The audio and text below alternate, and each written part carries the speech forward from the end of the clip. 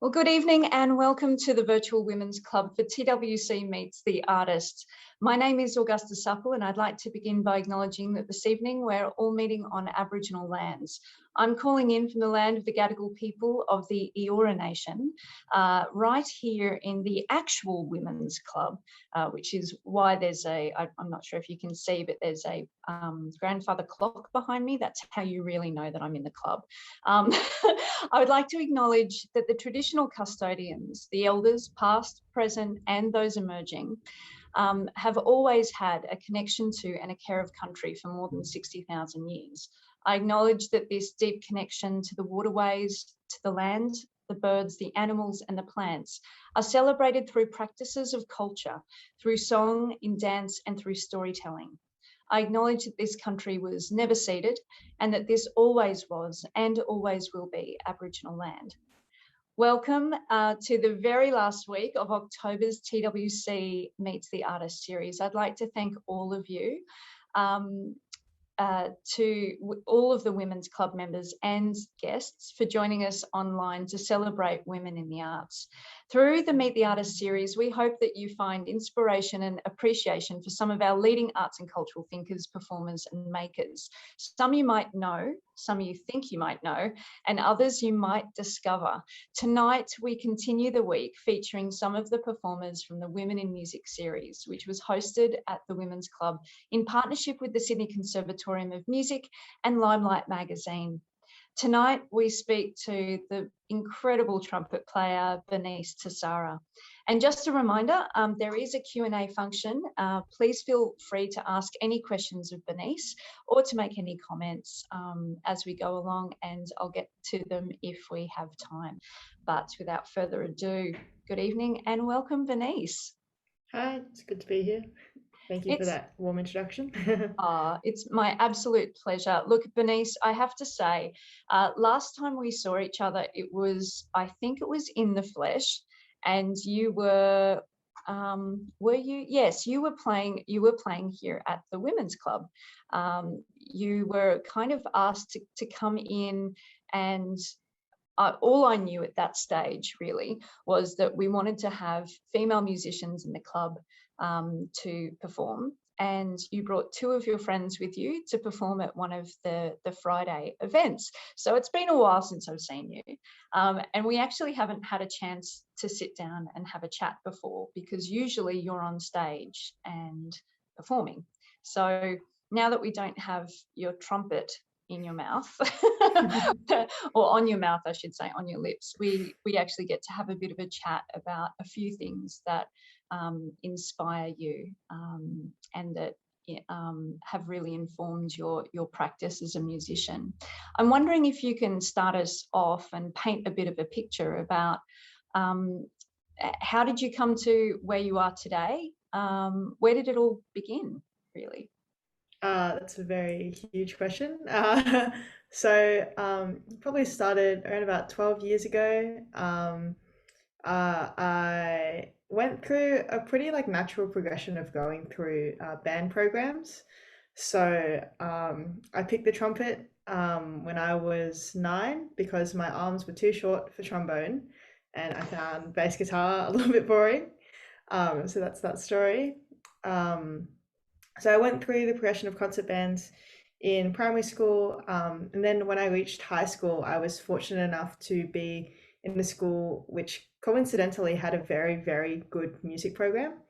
And that was it was sort of one of those funny twists of fate where, I don't know, had I not gotten into that school, which was Chatswood High School, life might have looked a little bit differently, a bit different for me. So while I was in that school, I did a lot of the bands, the wind orchestra, the big band, the jazz combo. I sung a lot as well, which really helped. Wow. Later years. Yeah. So really, I feel like almost anything I could get my hands on, musically, I tried to do. And then when I hit around about year 9,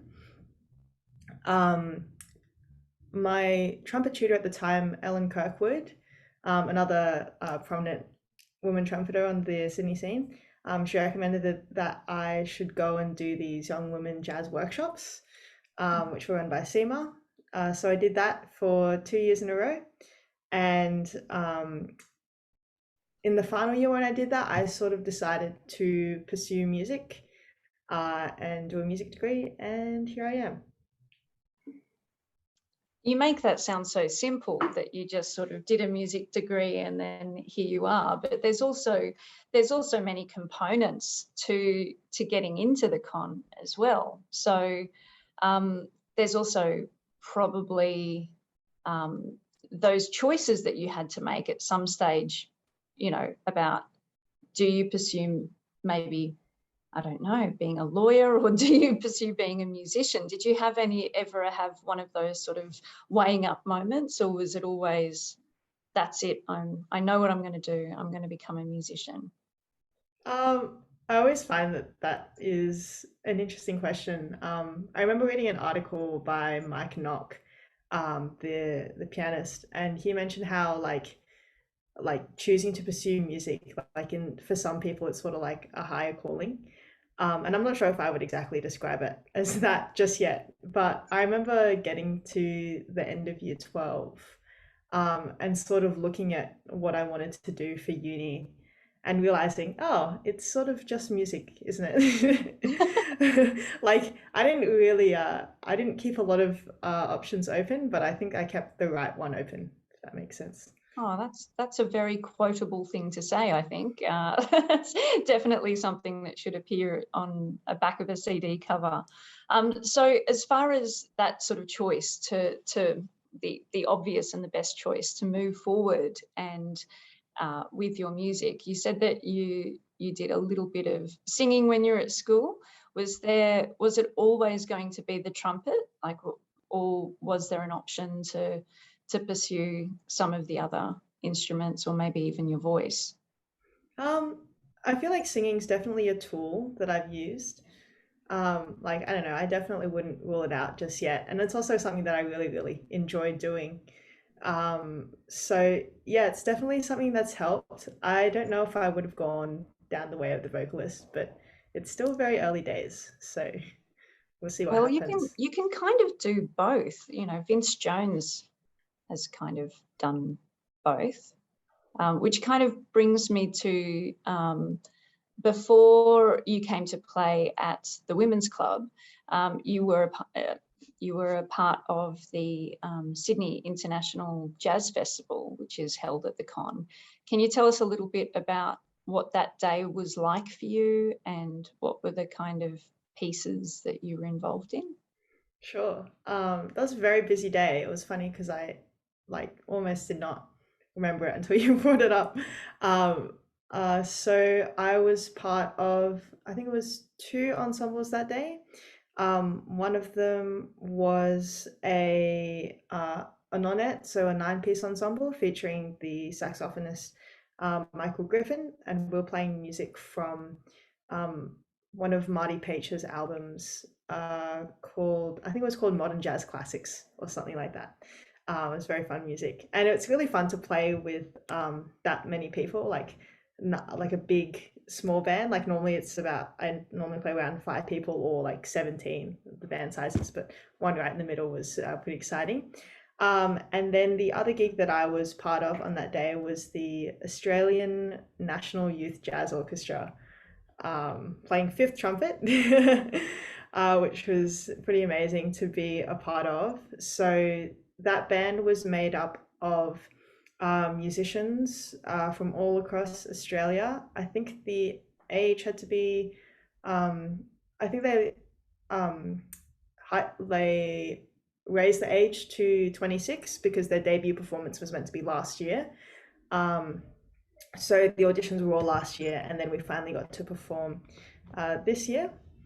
And my trumpet teacher Nadia was really pushing for me to get to play in that band. She was really encouraging in that.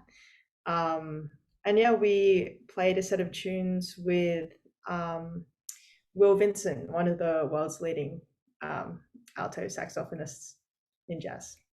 It was a really spectacular performance, and I have to say that it was sort of like so exciting to see you amongst all of that whole setting as well, having seen you play a few times, including at Foundry 616, where I think you played a gig with Tessie Overmeyer, which is, she's an alto saxophonist. Can you tell me a little bit about maybe some of the women in jazz in your cohort at the moment, or the people that you collaborate with generally? Who are these other women that are in jazz at the moment? And can you tell us a little bit more about maybe the SEMA Women in Jazz program? Yeah, What's sure. that and what's it about? Yeah. So the SEMA Women in Jazz program, there's sort of two branches that I know of at least. Maybe there's more. But one of them is the workshops, the Young Women's Jazz workshops that I participated in, and the other one is the Young Women's Jazz Orchestra. So I've done both. And I found that they're really important in creating environments where girls or women can just sort of play their instruments without being that fear of being judged by, you know, boys or other males. So that, and it's really interesting because the connections I made there in about like 5 years ago, I had no idea how they were going to come to fruition. But in the last 2 years, they sort of, this stuff has sort of like bloomed.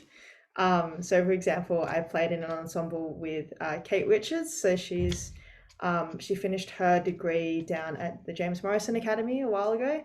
And earlier, it would have been last year, around March, she said, "Hey, I've got this really cool gig. Do you want to play it?" And it turned out to be playing for a Triple J like a version cover, which was incredible.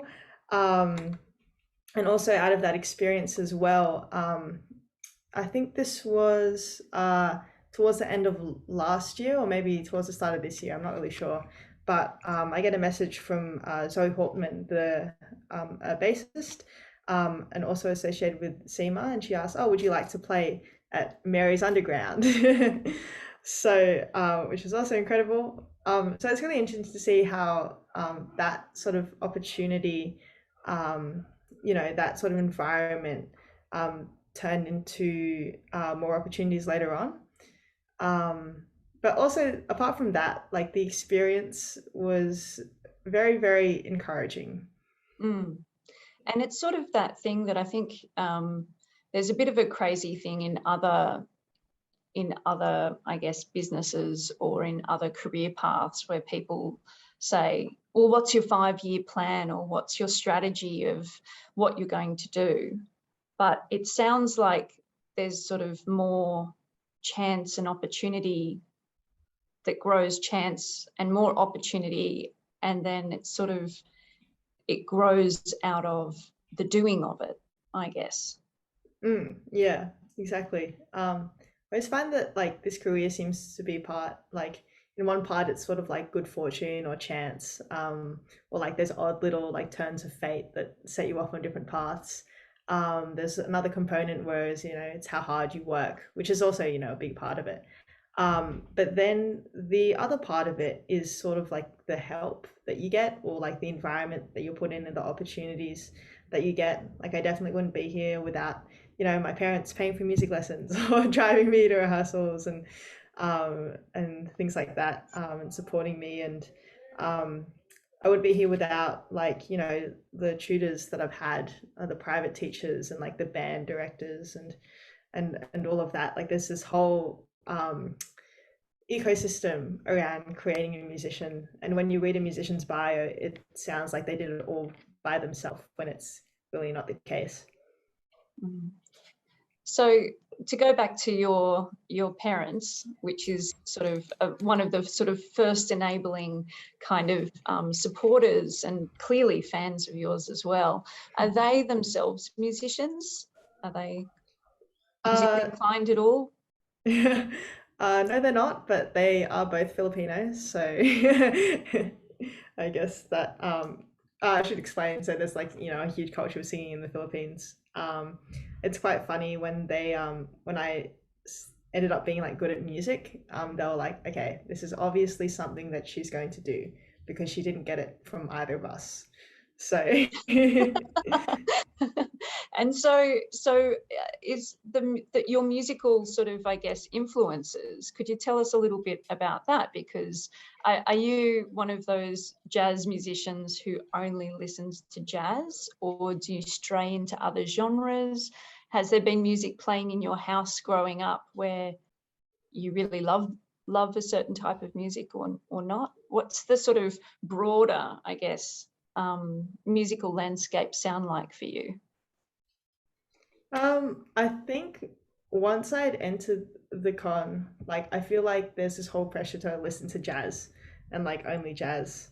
And so I feel like that's probably what I did for the last 2 years, but I'm starting to grow out of it a little bit now and trying to draw inspiration from other fields and like sort of think about like why I like the songs that I liked when I was in high school, for example. Mhm. So which was just just pop songs basically, or like Pentatonics Volume One, which sounds like Mhm. sort of silly to admit, but it's music that I like. What else? Oh, I love Stravinsky. Classical trumpet, I think, is can be really fun to play. I feel like sometimes there's a bit of a problematic culture around that, but I find some of the music there, like Stravinsky and Ravel, is really beautiful. Um, and just whenever someone, sends me something new or weird or experimental, I'm always trying to keep my ears open. I had a friend earlier this year, he sent me some metal music, and I thought, oh, I mean, I might not like all of it, but maybe I'll like some of it, and I can still use that. Yeah. Yeah, you can borrow from all different sorts of things. So a lot of people have already asked me if you've only ever played jazz or if you have played classical trumpet, and you've kind of indicated that you have played a little bit just then. And you also said that the culture can be a little bit problematic, or it can be a bit problematic. Can you tell Yeah, me a bit more yeah, about that? sure. I can elaborate. So when I auditioned for the con, I auditioned for both jazz and classical. I got into both, and then I made a decision to play jazz. Um, it just seemed like a little bit more fun, and also in terms of employment, the chances of being employed into an orchestra, full time was it's pretty slim already. I'll just put it that way. And also regarding the culture around classical trumpet, is that because the music is already on the page, and there are other trumpeters surrounding you that have that same music and like the same artistic goal, it's not very welcoming to learning or like playing mistakes. Sometimes, like I have friends in the classical course who, when a rival trumpeter doesn't play a passage right, they go, "Yes, I could have played that better," or something like that. And I don't think that's what music should be about, like at all. Mm. So that's one of the things I've strayed away from. Like, and I definitely think classical trumpet can be fun as well. I really do enjoy playing it. I'm not really in any environments where I play that sort of style, but I definitely dip into my practice and try to make it as expressive as I can. Yeah, that's really interesting that there's a sort of maybe an expectation about um, what it means to learn, I guess, or what it means to experiment with expression when you're playing it. Um, can you tell me a little bit more about? Um, there are many forms of jazz. There's improvised jazz, but there's also sort of big bands. Do you have a particular sort of flavor or a style that you really like playing? I think I'm still trying to figure that out for myself at the Yeah. moment. I'm still going through my university degree, and the way the class is structured, they've given priority to one type of jazz, Mhm. which I would say is jazz from probably the maybe like 40s to 1960s.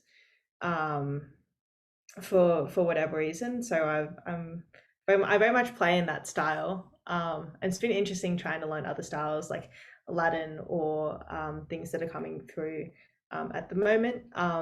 And also, it's interesting seeing the contrast between like the Australian jazz of like the 1970s and 80s compared to American jazz of the 1940s and 60s. Because there is a difference. I don't know how to quite explain it, but there's definitely like an Australian character to those sounds, which I think is really cool that comes across. That's really interesting. I really want to push you to tell us a little bit more about that, because I guess you're comparing maybe Duke Ellington, I'm guessing, up Yeah, against Don Burrows. yeah, yeah. That maybe there's an approach to it that might feel different, or there might be a pace. I'm not sure either, but it's something that we could definitely have a conversation another time about that. So as far as when you came to play here at the Women's Club, it was also after you had seen, I think, Nadia play, Nadia Nordhaus, one of your many trumpet teachers. You saw her set here, accompanied by Steve Barry. After seeing that particular sort of, I guess, showcase, can you tell us a little bit about your thinking about what you were going to perform for us when you had your moment to perform in the club? Yeah. Yeah, that performance is just like it was pretty incredible. I think I realized that it was okay to play my own songs. Um, uh, yeah, like the chance to, write your own music and then play it later sometimes like it's not welcomed as much, or it's just harder to do. Like there's a lot more effort involved just because there aren't recordings. Like you can't say to your friends, "Oh, learn this song by ear," which is like how most of us or it would be a part of how we would learn. Instead, it's we have to get a rehearsal together and we have to learn this tune together, and I have to try and communicate what the sounds in my head or like what I want it to be like, which is a little bit trickier than just saying, "I'll listen to this recording," and then they'll just get it. I think that was one of the most surprising and interesting things about the set that you played, is the fact that you sort of back announced it to say, "Oh yes, and I wrote that." And I just remember a whole group of people at the club just turned to each other and went, "She wrote that." She wrote that." And it was really, really impressive and so refreshing to have that sort of new work, I guess, being presented for us. And it was such a buzzy room that night. I think we had something like maybe 70 or 85 people jammed into the into the Women's Club that night to see you play, and it was a really exciting buzz in the room. Can you tell us a little bit about, because there were two other people with you that night, can you tell us a little bit about your collaboration with those people, and also some of your other collaborations that you work on as Sure. well? So in that band that night, I had Lauren White on bass, and she actually recently played a gig at the Gasoline Pony, which was live streamed. I managed to catch a bit of it. It was very, very good. She sings as well. She sounds incredible. And on piano, sorry, I had Lauren Jamoris. So she studied with Judy Bailey. And yeah, she's also a graduate of the conservatorium. And I collaborated with Lauren White like about 5 years ago in the Young Women's Jazz Workshops. We were in the same band. Again, yeah, like when I was doing that workshop, I didn't know how, like, what would come out of that, or if anything at all. Like, I was sort of doing it to improve my playing or see what the vibe was like.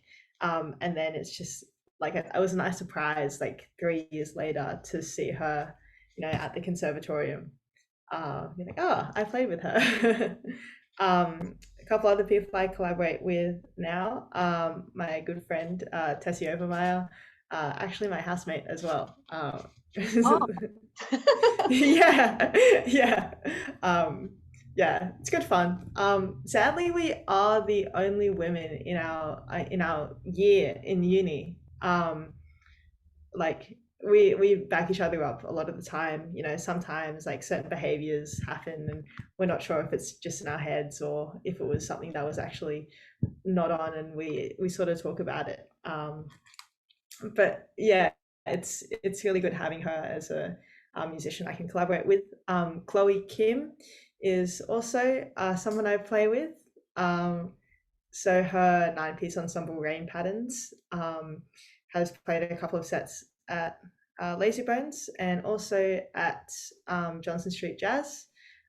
Features so many other incredible musicians.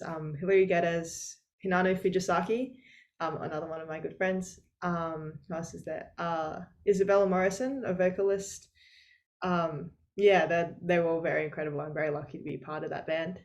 And there also is like some other musicians coming up through the ranks as well, like Sarah Purden, Maya Hop. She's a alto sax player. Kaylee May, a trombonist from Wollongong. So you know, it's starting to see more women instrumentalists, which is really exciting. but there's two in your year at the con, two women in Yeah, jazz. yeah, yeah. What do you put that down to? Um, phew. I feel like the standard for women playing music is a lot higher.